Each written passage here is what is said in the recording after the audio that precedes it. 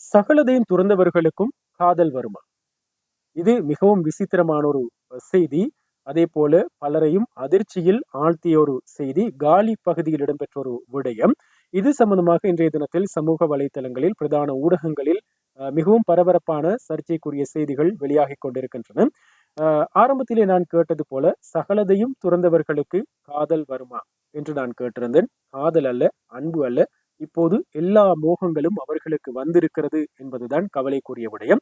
இலங்கை ஒரு பௌத்த நாடு. நாங்கள் சிறுவயதிலிருந்து பௌத்த பிக்குகளை, அவர்களுடைய நடத்தைகளை, அவர்களுடைய சொற்பொழிவுகளை ஏதோ ஒரு வகையிலே கேட்டிருக்கிறோம். வாழ்க்கையில் ஒரு முறையாவது கேட்டிருக்கிறோம், பார்த்திருக்கிறோம். ஆனால் இந்த அண்மை காலங்களை எடுத்துக்கொண்டால், பௌத்த பிக்குகள் குறித்து எங்களுக்கு கேட்கும் செய்திகள் அவ்வளவு நல்லவையாக அமையவில்லை என்பதுதான் கவலைக்குரிய விடயம். வெளிநாடுகளுக்கு போய் அங்கே கூத்தடிப்பது, வெளிநாடுகளிலிருந்து போதைப் பொருட்களை கடத்தி வருவது, கொலை செய்வது, விகாரைகளுக்காக, விகாராதி பதவிகளுக்காக சண்டை பிடிப்பது, சொத்துகளுக்காக சண்டை பிடிப்பது, பெண் விவகாரங்கள், குடிபோதை, வாகன அ விபத்துக்கள், இப்படி எல்லா விஷயங்களிலும் இவர்கள் இப்போது சம்பந்தப்பட்டிருக்கிறார்கள்.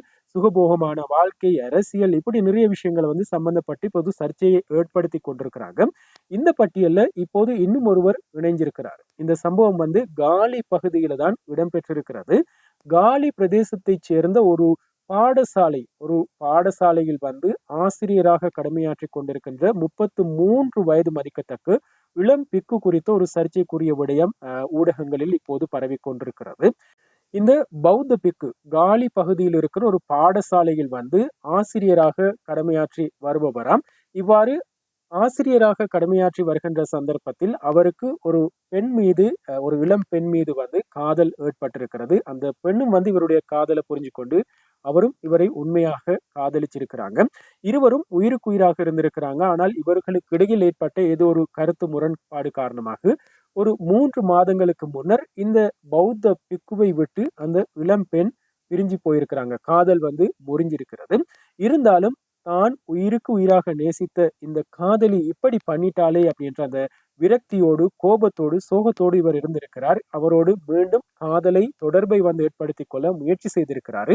அந்த அனைத்து முயற்சிகளும் தோல்வி அடைஞ்ச சந்தர்ப்பத்துல இவர் ஒரு விசித்திரமான ஒரு முடிவை, விபரீதமான ஒரு முடிவை எடுத்திருக்கிறார். அதாவது இவர்கள் இருவரும் காதலர்களாக இருந்த காலப்பகுதியில் இவர்கள் பகிர்ந்து கொண்ட அந்தரங்க புகைப்படங்களை இவர் சமூக வலைத்தளங்களில் வெளியிட்டு அந்த பெண்ணை அவமானப்படுத்த போவதாக பல நாட்களாக எச்சரித்து அவரை மிரட்டி வந்திருக்கிறாரு. இந்த மிரட்டல்களை கேட்டு அஞ்சி போன அந்த பெண் மிகவும் புத்திசாலித்தனமான ஒரு விஷயத்த செஞ்சிருக்கிறாங்க. மீண்டும் அவரை நம்பி அவரை நெருங்காம அவங்க தைரியமா போலீஸ் நிலையத்துல போய் முறைப்பாடு செய்திருக்கிறாங்க. இப்படி நான் நீண்ட காலமாக காதலிச்சு வந்த பௌத்த பிக்கு இப்போது எங்களுடைய காதல் முறிவடைந்த பிறகு என்னுடைய அந்தரங்க புகைப்படங்களை சமூக வலைத்தளங்களில் வெளியிடுவேன் அப்படின்னு சொல்லி எனக்கு மிரட்டல் விட்டு கொண்டிருக்கிறாரு.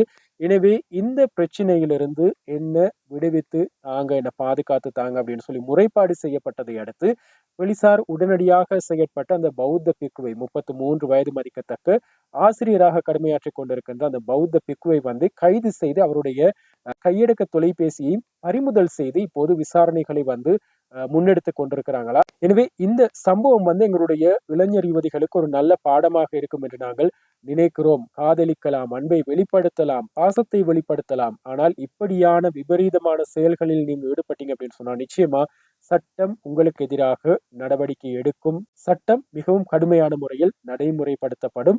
எனவே இந்த வீடியோ பார்த்து கொண்டிருக்கிற உங்களுக்கும் இப்படி ஏதாவது எச்சரிக்கைகள் விடுக்கப்பட்டால், மிரட்டல்கள் விடுக்கப்பட்டால் அஞ்சாம, பயப்படாம அருகாமையில் இருக்கிற போலீஸ் நிலையத்துக்கு போய் முறைப்பாடு செய்யுங்க. நிச்சயமா உங்களுக்கு நீதி கிடைக்கும் என்பதில் எந்த சந்தேகமும் இல்லை.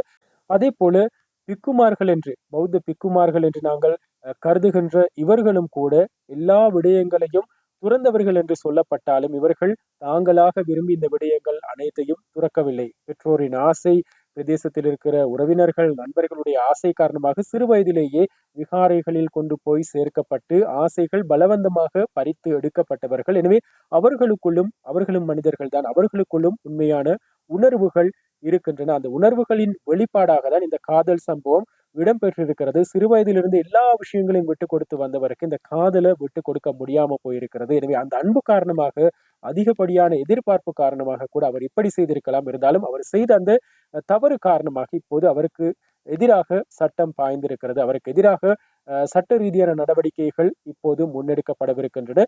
எனவே இதை எல்லோரும் ஒரு பாடமாக எடுத்துக்கொள்ளும். அதேபோல இப்படியான மோசடி கும்பல்கள் இந்தியாவிலிருந்து இயங்குவதாகவும், அங்கிருக்கின்ற பெண்களை கொண்டு இலங்கையில் இருக்கின்ற ஆண்களை, பெண்களை இவர்கள் இப்படி காதல் வலையில் சிக்க வைத்து, அவர்களின் அந்தரங்க தகவல்கள், புகைப்படங்களை, காணொளிகளை பெற்றுக்கொண்டு, அவர்களை மிரட்டி பணத்தை பறிக்கிற ஒரு சம்பவம் கூட நாட்டில் இடம்பெற்றுக் கொண்டிருக்கிறது. சில தினங்களுக்கு முன்னர் போலீசார் இது சம்பந்தமான ஒரு எச்சரிக்கையினையும் நாட்டு மக்களுக்கு விடுத்திருந்தாங்க. சமூக வலைதளங்களூடாக இப்படியான மோசடிகள் நடக்கிறது அப்படின்னு சொல்லி, இது சம்பந்தமாகவும் என்னுடைய Facebook பக்கத்துல நான் விரிவாக பதிவிட்டிருக்கிறேன். எனவே இப்படியான துரதிர்ஷ்டவசமான சம்பவங்களுக்கு முகம் கொடுக்காம இருக்கணும் அப்படின்னு சொன்னா மிகவும் எச்சரிக்கையாக இருங்க அப்படின்றத ஞாபகப்படுத்திக் கொள்வதோடு, உங்களுடைய ரகசிய தன்மையை எப்போதும் பேணிக் கொள்ளுங்க. யாரையும் அளவுக்கு அதிகமா நம்பிராதீங்க. நம்பினால் நிச்சயமாக ஒரு சில சந்தர்ப்பங்களை கைவிட்டுருவாங்க. எனவே முன்கூட்டியே பாதுகாப்பாக இருக்கிறது நல்லது. எனவே இப்படியான தவறான விஷயங்களை செய்யாதீங்க. உணர்ச்சி வசப்பட்டு செய்திருந்தால் கட்டாயமா இப்படியான மிரட்டல்கள் வார நேரத்துல அஞ்சாம, பயப்படாம, வெக்கப்படாம சட்டத்தின் உதவியை நாடுங்க. இந்த செய்தியை உங்களுக்கு பகிரணும் அப்படின்னு தான் வந்திருந்தோம். காலத்தின் தேவை. இலங்கையில் அண்மை காலமாக நடைபெற்றுக் கொண்டிருக்கின்ற விடயங்களை வைத்து பார்க்கிற நேரம் இந்த விழிப்புணர்வு எங்களுடைய சமூகத்துல இருக்க வேண்டிய ஒரு விஷயமாக இருக்கிறது. எல்லோரும் சமூக வலைத்தளத்தில் பிணைந்து சிக்கிக் கொண்டிருக்கிற ஒரு காலப்பகுதி. எனவே இப்படியான விஷயங்கள் சம்பந்தமா நீங்க விழிப்புணர்வோடு இருக்க வேணும் அப்படின்றத ஞாபகப்படுத்துறதுக்காக தான் இந்த காணொலியை கொண்டு வந்திருந்தோம்.